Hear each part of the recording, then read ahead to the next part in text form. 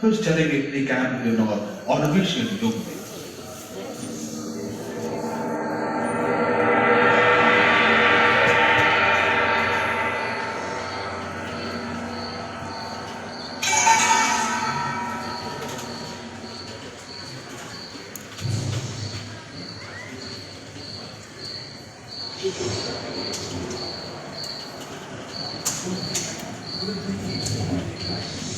कहते हैं कि 460 करोड़ वर्ष पहले प्रचंड धूल के बवंडर से हमारे सौर जगत का जन्म हुआ।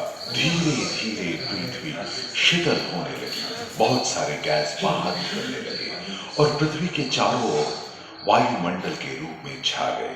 इन गैसों ने बिजली की कड़क और बादलों की गरज से मिलकर एमाइनो एसिड का निर्माण किया। प्राय 350 करोड़ वर्ष पहले प्रथम एक कोशिकीय जीव की रचना हुई। लगभग 280 करोड़ वर्ष पहले स्टोमैटोलाइट ने प्रकाश संश्लेषण के द्वारा वायुमंडल में ऑक्सीजन को मुक्त किया। वायुमंडल में ऑक्सीजन के स्तर में निरंतर वृद्धि से 120 करोड़ वर्ष पहले एक से अधिक न्यूक्लियस वाले बहुकोशिकीय जीव का जन्म हुआ।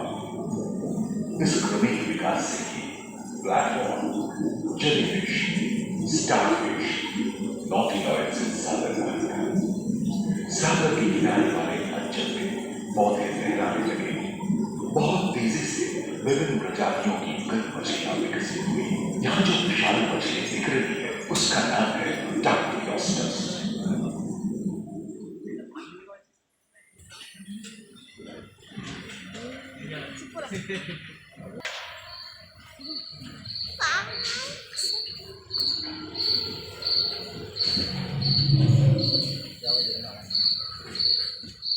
लगभग 35 करोड़ वर्ष पहले धरती पर पेड़ पौधों का जन्म हुआ, जो बढ़ते गए और घने जंगल में बदल गए। घूम, मकड़े, आदिम पंखहीन पतंग एवं इक्तियोस्टेगा जैसे उभयचर प्राणियों का आविर्भाव हुआ। सरीसृप जैसे स्तनपायी डायमेट्रोडोन प्रकट हुए, जिसकी पीठ पर नौका के पाल की तरह एक अंग था, जो ताप को नियंत्रित रखने में मदद करता था। सरीसृप की तरह ही एक अन्य स्तनपायी प्राणी साइनोनिफेस इन दिनों काफी प्रभावशाली हो उठा था। इसकी विशेषता कुत्ते से बहुत मिलती थी।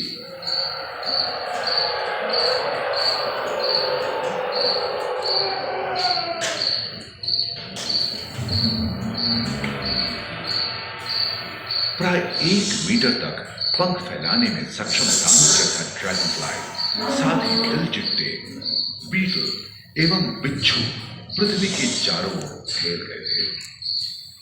धरती में पाए जाने वाले अधिकांश कोयले ही कार्बोनिफेरस युग के मृत पौधे से उत्पन्न हुए थे, जो कि धरती के अंदर दब गए थे। उन दिनों पृथ्वी के 1/3 हिस्से में एकमात्र महादेश था जिसे पैंजिया कहा जाता था। जलवायु गर्म रहती थी। भूभाग पर प्रागैतिहासिक सरीसृपों का ही शासन था, जिन्होंने शुष्क जलवायु के साथ खुद को ढाल लिया था।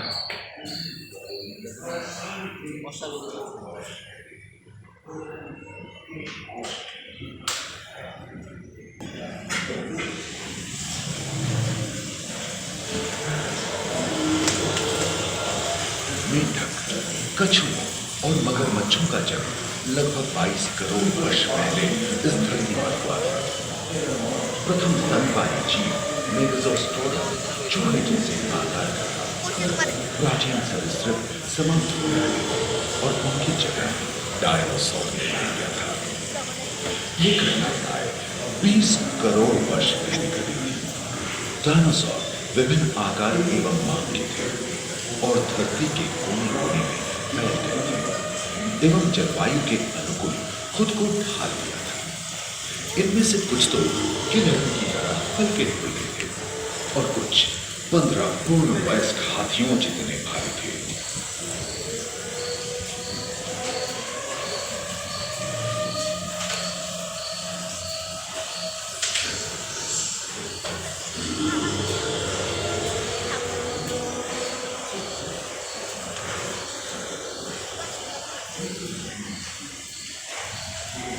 कुछ 4 पैरों से चलते थे, तो सियालोफाइसिस 2 पैर वाले डायनासोर थे। ब्रेकियोसॉरस की लंबाई तो प्राय 23 मीटर थी, जो कि एक टेनिस कोर्ट की लंबाई जितनी थी, और इनका वजन 75 टन था। सब सिर्फ आकाश और सागर में भी छा गए थे। प्लियोसॉरस समुद्र में रहते थे। सबसे प्राचीन उड़न सरीसृप यूनिमोर्फोडॉन हवा में उड़ते थे। इसी दिन प्रथम पक्षी आर्कियोप्टेरॉक्स का उदय हुआ।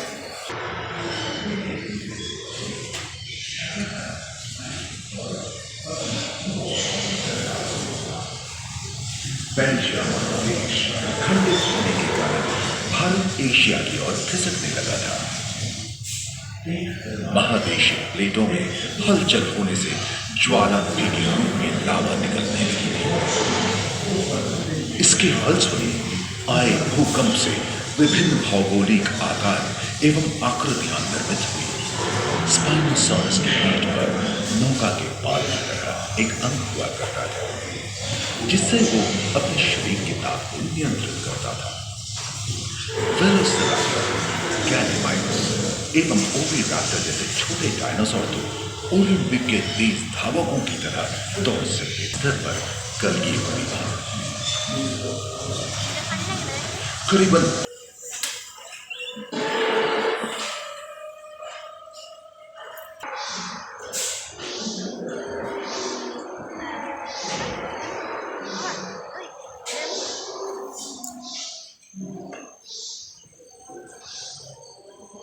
एकांत महादेश में जीव जंतुओं का विकास स्वतंत्र रूप से शुरू हुआ।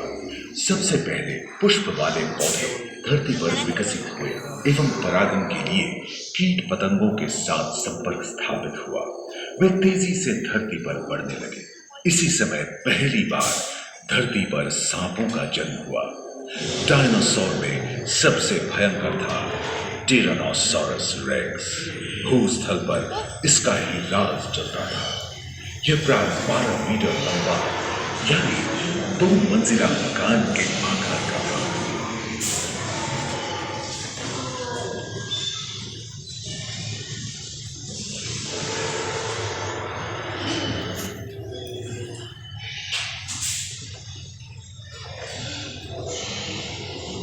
इनके हमले से बचने के लिए शाकाहारी एंकिलोसॉरस अपनी पूंछ के उत्कर का इस्तेमाल करते थे।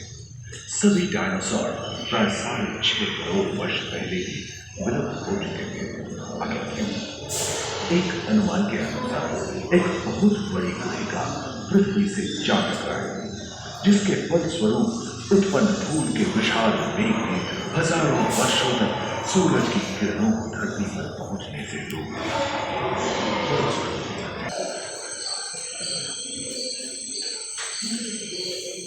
डायनासोर के विलुप्त होने के बाद Atira subió con él. Dico dove subió con él. पर्याप्त मात्रा Atira subió con él. बड़े आकार में बदलती है। इसी समय बड़े बड़े शाकाहारी एवं मांसाहारी स्तनपायी प्राणी पृथ्वी पर नजर आने लगे। विश्व के कई हिस्से जंगल से हरे भरे हो गए।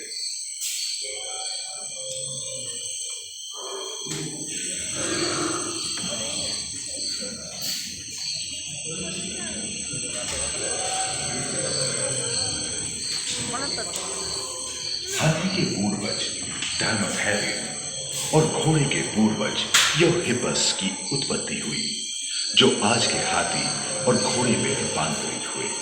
लेमूर, टर्सियर जैसे प्राइमेट भी इसी युग में पैदा हुए।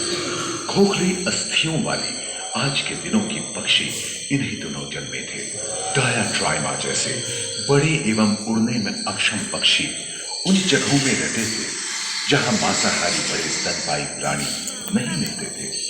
एक एवं बंदरों का जन्म लगभग 1 करोड़ वर्ष पहले हुआ था।